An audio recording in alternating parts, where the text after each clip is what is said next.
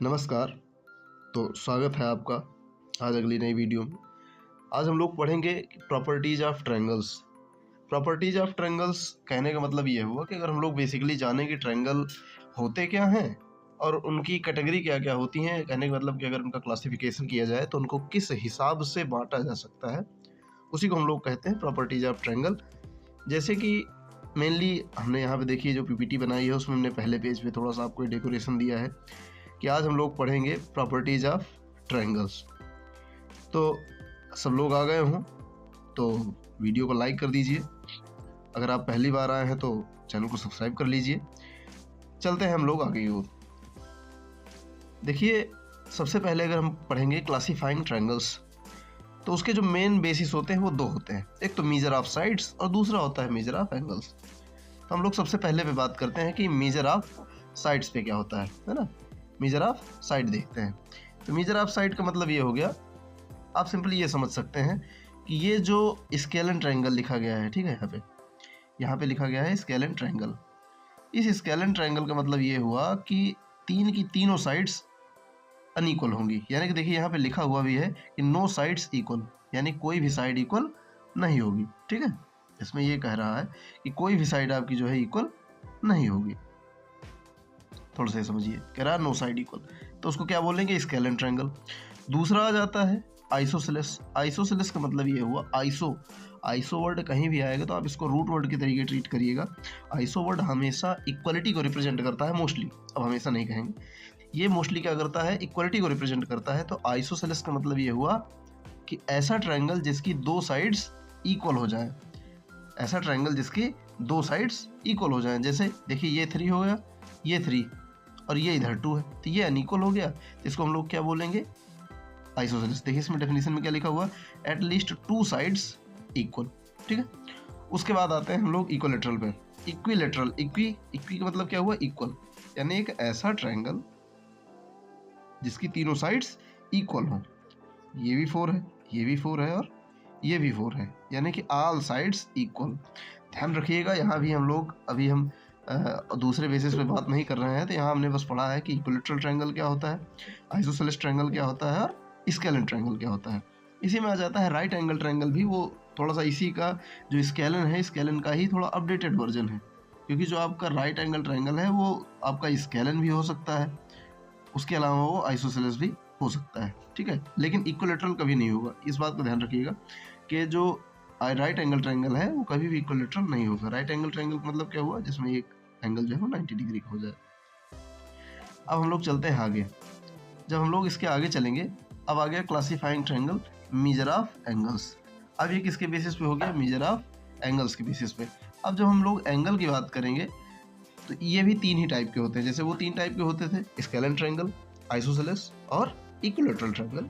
वैसे ही अब ये 3 तरीके के होंगे मेजर ऑफ एंगल के बेसिस पे, कि अक्यूट एंगल ट्रायंगल होगा, एक राइट एंगल ट्रायंगल होगा और ऑब्ट्यूस एंगल ट्रायंगल होगा। ठीक है, तो acute angle triangle, right angle triangle और ऑब्ट्यूस, ये तो जो भी हम लोग ने यहाँ राइट पढ़ा, ध्यान रखिएगा ये राइट जब हम लोग वहाँ अगर साइड के बेसिस पे पढ़ेंगे तो भी 2 तरीके का हो सकता है ना।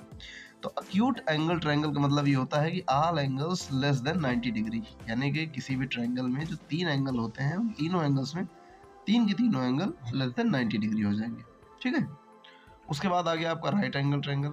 तो राइट एंगल ट्रायंगल का मतलब यही हुआ कि आपका जो एक एंगल होगा वो कितने का हो जाएगा, 90 डिग्री का। मतलब एक एंगल कितने का हो जाएगा, 90 डिग्री का। उसके अलावा बाकी जो दोनों होंगे वो दोनों के दोनों कैसे होंगे, अक्यूट एंगल होंगे। और अक्यूट तो होंगे, पर ध्यान रखिएगा कि वो कॉम्प्लीमेंट्री भी होंगे।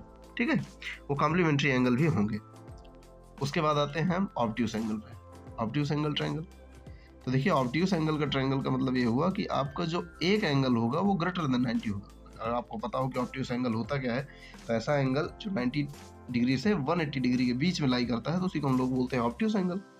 तो अगर कोई एक ऐसा ट्रायंगल है जिसका एक एंगल ऑब्ट्यूस एंगल है, जैसे यहाँ पे देखिए, यहाँ पे है 120 डिग्री, अब एक एंगल 120 डिग्री हो गया, तो बाकी जो दोनों बचेंगे वो तो दोनों के दोनों अक्यूट एंगल ही हो जाएंगे।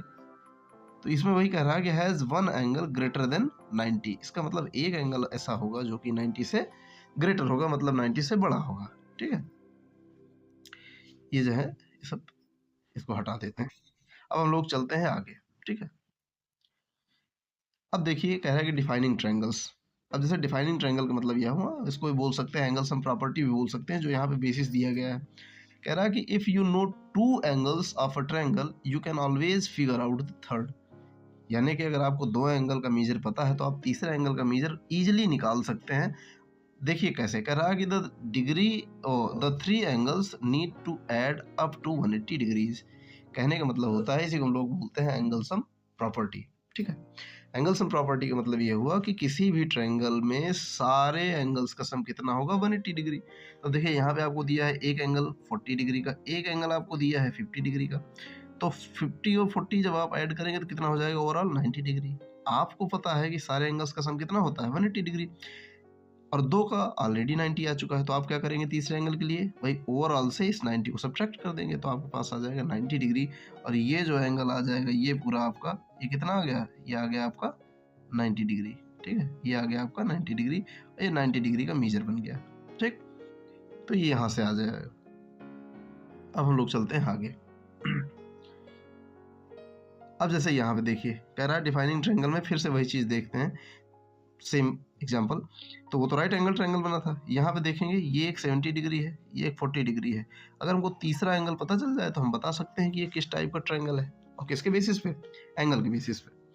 तो अब देखिए यहाँ पे एक एंगल 70, एक एंगल 40 दिया है, तो हमने दोनों को ऐड कर लिया, कितना आ गया 110। अब फिर ओवरऑल एंगल से यानी 180 डिग्री से 110 सब्ट्रैक्ट करेंगे तो हमको मिल जाएगा 70 डिग्री। यानी कि ये वाला जो एंगल है ये भी कितना आ जाएगा, 70 डिग्री। ठीक है, खैर यहाँ पे उसने बना रखा है कि ये वाली साइड और ये वाली साइड दोनों इक्वल है, इसका मतलब इनके अपोजिट एंगल्स भी इक्वल होंगे। तो जब 2 एंगल इक्वल होगा किसी ट्रायंगल में तो ट्रायंगल कैसा हो जाता है, आइसोसेलेस ट्रायंगल हो जाता है। ठीक है, कि अगर 2 एंगल इक्वल हैं उनके अपोजिट साइड्स भी इक्वल हो जाएंगी, और इसीलिए वाला ट्रायंगल क्या कहलाएगा, आइसोसेलेस ट्रायंगल कहलाएगा। ठीक है, चलते हैं आगे। अब ये देखिए तीसरा वाला टाइप आ गया। जैसे आप राइट एंगल पढ़ चुके हैं, आप आइसोसेलेस पढ़ चुके हैं, और उसके बाद अब पढ़ेंगे तीसरा। तो इसमें देखिए एक 60 दिया है, और ये बड़ा इंपॉर्टेंट हो जाता है आपके लिए कि आप ये याद रखिए कि जब एक एंगल ये 60 दिया है और एक एंगल ये 60 दिया है तो तीसरा एंगल भी 60 होगा, और ये ट्रायंगल कैसा हो जाएगा, इक्विलेटरल। क्यों, क्योंकि आप इस वाले 60 और इस वाले 60 को ऐड करके कितना ले आएंगे, 120 डिग्री। फिर जब आप 180 से 120 को सब्ट्रैक्ट करेंगे तब फिर से आपको मिल जाएगा 60 डिग्री। और ध्यान रखिए कि इक्विलेटरल ट्रायंगल में सारी साइड्स इक्वल होती हैं, तो उसका मेजर तो कुछ भी हो सकता है, पर सारे एंगल्स भी इक्वल होते हैं, तो उन एंगल्स का मेजर कितना हो जाता है, 60 डिग्री। आपको ये याद होना चाहिए, कितना हो जाएगा, 60 डिग्री हो जाता है। ठीक है, ये आपको याद रखना होगा, ये आपके लिए ज़रूरी है। बस, तो आज हम अपनी वीडियो को यहीं ख़त्म करते हैं। वीडियो कैसी लगी आप कमेंट करके ज़रूर बताएं, और हाँ, अगर आपको वीडियो अच्छी लगी तो आप चैनल को सब्सक्राइब करिए, वीडियो को लाइक करिए, और अपने दोस्तों के साथ भी शेयर करिए। और ऐसी ही नॉलेजफुल वीडियो के लिए हमारे साथ जुड़े रहें। मिलते हैं अगले वीडियो में, तब तक के लिए टाटा बाय बाय, जय हिंद।